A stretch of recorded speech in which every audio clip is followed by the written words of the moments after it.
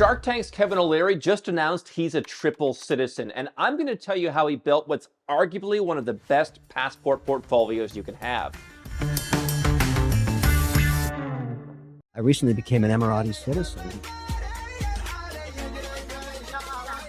I really want to do more work in Abu Dhabi. I think that's going to become the capital of capital in the next 10 years, and I want to be part of it. And with that, Kevin O'Leary announces that he is now an Emirati. He is a citizen of the United Arab Emirates, which, due to its combination of low taxes and innovation, actually ranked #1 according to our statistics on the Nomad Passport Index. And he's adding that to a now triple citizenship portfolio that started with Canada, where he was born. What a lot of people don't understand is that if you are born on the soil in Canada, in the United States, in most countries within the Americas, that is how you get citizenship. It's not because your parents are Canadian or American. It is because you were born there. When I gave up U.S. citizenship, it says right on the certificate of loss of nationality, acquired citizenship through birth in the United States. Sure, your parents being American is cool, but you got citizenship by being born there. I do believe Kevin O'Leary was born in Canada. He adds that also to his Irish citizenship. He had lineage, close lineage in Ireland, so he was able to go back. Anyone can go back to parents or grandparents, in some rare cases, great-grandparents in Ireland, and claim that passport. And so I'm going to talk about that portfolio and how it works so cohesively together. But let's talk about this UAE citizenship and how Kevin got it. He says he got it to be able to partner with Emiratis on investments, but really it's not that simple. I recently became an Emirati citizen. I'm a citizen of Canada, Ireland, and now an Emirati. I want to do business with them. I want to work with them on indexing. I want to work with them on infrastructure buys all around the world, and I want to invest beside them. And that's why I was very fortunate. I wonder what you had to show to become a citizen of, was it just the size of your bank account? Because we both know that's large. And maybe that was enough. And if so, you know, it's hard to get this. I'm very proud of it. I worked for years for it. I love to work with them. Yeah. They are very advanced in their thinking and investing, very advanced. So what Kevin got is what's called citizenship by exception. My understanding of what's happening in the UAE in recent years is that the royals, the powers that be, are granting citizenship to a handful of people, perhaps a few hundred people a year, who they believe can greatly benefit the Emirati economy. This is a procedure that you'll see in countries like Malaysia. Qatar has done it. Other countries do it when they want to bring in, for example, a top football player, a top Olympian. You'll find people from countries like in Malaysia, there was a Kosovar football player who was given Malaysian citizenship, or in Qatar, African Olympians. These countries that may not have as much, natural talent. A country like Qatar is very small, but it's obviously a very wealthy country. It's next to impossible to get citizenship in some of these Gulf and Asian countries. They will give it to someone by basically a royal decree, or in other like European countries, a presidential decree, just because they want the publicity, they want the success, they want the accomplishments, they want to raise their profile. And if that person can give it to them, and if citizenship is the price to do that, they will give it out. You've seen, Vladimir Putin, for example, gave citizenship to Steven Seagal, Gerald Depardieu, the actor from France. I've heard rumors that Adriana Lima was given citizenship by the president of Serbia. I mean, these smaller countries, I almost wonder sometimes if it's just kind of a thing where it's like, hey, it'd be kind of cool to hang out with Adriana Lima. Let's give her citizenship. I always thought, when Kim Kardashian met the president of Armenia a number of years ago, she can just apply for it by descent, but he should have made a spectacle out of that. Perhaps he did and I missed it. But quite frankly, the UAE is dramatically opening up for people to be able to run businesses there. I mean, they've slashed a lot of the regulations, immigration there. There are more options, and it's more straightforward than ever. Citizenship in general is difficult, and you wouldn't want to meet the conditions they've talked about for getting citizenship. But if you are fortunate enough to be in this top tier of several hundred people a year who are having discussed being given this citizenship, you get that next level. Now, what does he get by being an Emirati citizen? He cannot go to the United States with that passport, but as a Canadian, he has a special level of access that really no other country does. He wouldn't want to do that. And theoretically, I mean, he's lived in the U.S. for long enough. I don't know what visa he would have gone on, perhaps an O1.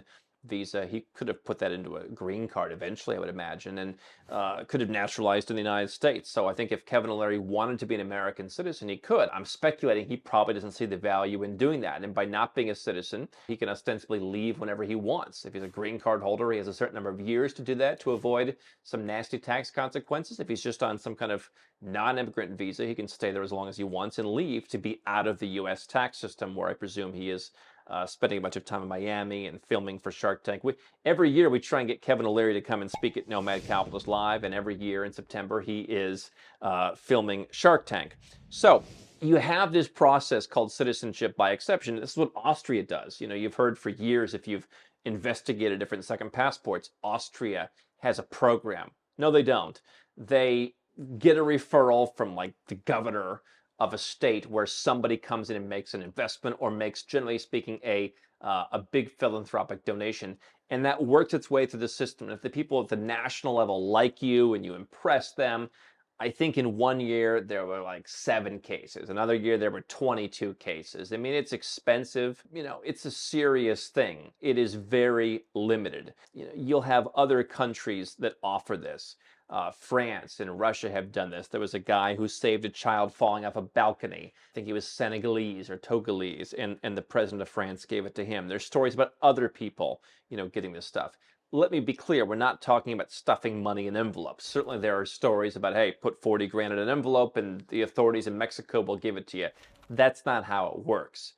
Generally, this is issued either at the royal level or the presidential level, or in some countries like the parliament has to vote on you. So you've really got to do something significant. In some cases, you can actually go and dig through the records of actually who was approved and what they did. I'm not sure that that's the case in the UAE. So Kevin O'Leary, I presume through his investments in cryptocurrency, he spent time in the region. They want to, in the UAE, attract people like him. They want to be associated with people like him. They want to have a certain loyalty that, hey, he's going to go now and do business on what he sees as an equal footing with the locals. I don't see that as that much of an issue anymore, but there's certain deals that he may have access to. Peter Thiel was in the news close to a decade ago for being granted New Zealand citizenship. He spent like basically 2 weeks there. And yet when he bought property that was only available to citizens, this restricted property, people said, well, how did he buy that? Well, he was granted citizenship because New Zealand wanted a guy of his stature to basically represent them. And what Peter Thiel got was, that's his apocalypse bunker. When, you know, the US or Germany, or he became Maltese actually, when Europe and the US don't work, he's got a place to go. Now you can say that New Zealand is geopolitically more safe than the Gulf region. I think the Gulf, I mean, the safest region in the world statistically. Oman, the UAE, and Qatar are the top 3 of the top 4 safest countries in the world. Kevin O'Leary is now a part of that. And you can get residence permits, and I think that the Gulf generally is going to keep residence permits. They have to. They want to expand innovation and talent investment, but, you know, residence permit could always be canceled. And in a place like the Gulf, where residence permits generally don't lead to citizenship, this is really the only way to do it. So now Kevin O'Leary has this permanent connection to what we have ranked as the #1 passport. I would argue there are other passports you want first, but the statistics on the Nomad Passport Index say it is #1. So that's how he got it. I don't think many of us who are watching this will be getting Emirati citizenship. Theoretically, there are other countries where you could get it. So Kevin's passport portfolio now, again, I don't believe from everything I've seen that he's a US citizen. Potentially, depending on how he did it, he could have been. But, you know, if he's not, then good for him. He is Canadian, and so that's obviously a great passport because, again, special relationship with the US in terms of travel. Pretty easy to get in there as a Canadian if you just want to live, you know, full time as he does. We'll see, and I've predicted that at some point Canada has some version of citizenship-based taxation in the next 10 years or so. If he's living in the US, I presume, you know, that would all be offset. But if he's living in the UAE where there's no tax, I think there potentially could be a time when Canada says, hey, listen, you're living in Dubai, tax-free. We don't like that. If you're going to wear our patch, if you're going to be one of us, you're going to pay something. So until then, Canada's a good passport. Gives all the benefits of the US passport more or less, if you can get a work visa as he has, without the drama. Ireland, obviously, great passport with the common travel agreement that allows him to live and work in the UK, as well as, of course, Ireland's part of the European Union, so he can go anywhere there. Presumably, both of those passports were passed on to his kids, so they have opportunities. Canada and the entire European Union and the UK. People don't understand that sometimes about passports from European Union member countries. You can live, work, travel, whatever in any of the countries, and generally you can pass that down, with very few exceptions, to the next generation. So then they can work, travel, study, what have you. So compared to Canada and the US, Australia, New Zealand, where you've got more isolation, an EU passport comes with a little bit less baggage. Not saying the EU is perfect, but Ireland, arguably the best passport in the European Union, and now UAE, great visa-free travel. They can go to Canada, they can go to New Zealand.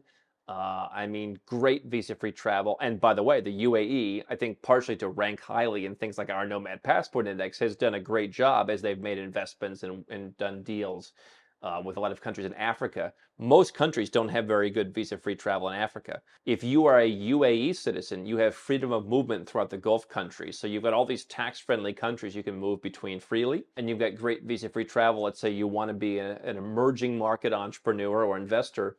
You're going to get fewer visas than pretty much any other citizen to go to some of those African countries. So if you're Jim Rogers, who spoke at Nomad Capitalist Live, he talked about having all of his visa troubles. Jim Rogers should have gone, years ago. Could have gone to the UAE. Maybe they would have given him citizenship. Maybe we should try and talk to someone about that. But for him, it would have been a lot easier to trek through these frontier market and emerging market economies with a UAE passport. So Canada, Ireland, UAE, you're covered for travel. You're covered for reputation in terms of being able to go and work in the US, as Kevin does. You're covered for places you can live. More than close to 36 countries he can live in, maybe even 36 countries. And so what I would add if I were advising Kevin O'Leary is I would try and find some far-flung country where it's totally emerging. I would try and see if the president of Rwanda or something would give him citizenship. Maybe throw in a Latin American country. Just, I know Kevin likes to, ay, chihuahua caramba, he says. Maybe that level of Spanish, we can get him a passport. Uruguay generally only naturalizes or grants citizenship to footballers. Maybe we can get them to make an exception for Kevin O'Leary. Oh, that's not that far-flung. Paraguay probably would be a better option. Somewhere that's far-flung and totally emerging. If you have a Latin American or a South American passport, it gives you a certain level of extra access around the continent. You can travel with just an ID card. We should try and get Kevin O'Leary a Paraguayan citizenship. Let's see if we can do that. Kevin, you know where to find us. If you want to build your own passport portfolio, nomadcapitalist.com is where you go. This is a pretty good one, but it's hard to replicate this one. You can move to Canada and pay a boatload in taxes, but unless you're already Canadian, that's the way you got to do it. So if you want to build a portfolio, you're probably going to have different pieces to the puzzle than Kevin does. We help people look at things in a holistic way. I love the tax-free country portfolio. And even if the UAE were to bring in taxes at some point, he can go live in Saudi Arabia, he can go live in Qatar. I believe you can go live in Bahrain, Oman. I need to look at my Gulf, my GCC freedom of movement. But you've got a lot of options. And I think, those countries, we had Zuby at Nomad Capitalist Live talk about growing up in Saudi Arabia. Oh, he said, underrated. You don't know the full story about it. May not be your cup of tea, but what a great place to have access to the future and tax friendliness. So if you want to build a passport portfolio, if you want to build a low tax strategy, if you want to just give yourself options, Kevin has options. We can help you do the same. Don't just go and buy some Caribbean passport off the shelf. Don't just go and get Dubai residence off the shelf. That's not going to solve a problem. Look at things in a global way. Other people now are saying holistic planning. One guy copied our entire website word for word, his entire homepage. You just put his name instead of my name. Yeah, that guy's not giving you a holistic plan, okay? Believe me, okay? They just follow what we do. But I think we've innovated something that involves a lot of travel around the world, a lot of knocking on doors, a lot of really understanding stuff like this and opportunities that are available to you. I believe we have more opportunities and more options available than anyone else out there. It's worth paying a fee, in my opinion, for unbiased advice that gives you access to more options than I think any other company out there, and a holistic understanding of what that does. And if you want passports, if you want residences, if you want tax savings, go to nomadcapitalist.com and we would be happy to help you figure out your own bespoke plan. It's going to be different than Kevin's, but it'll work for you.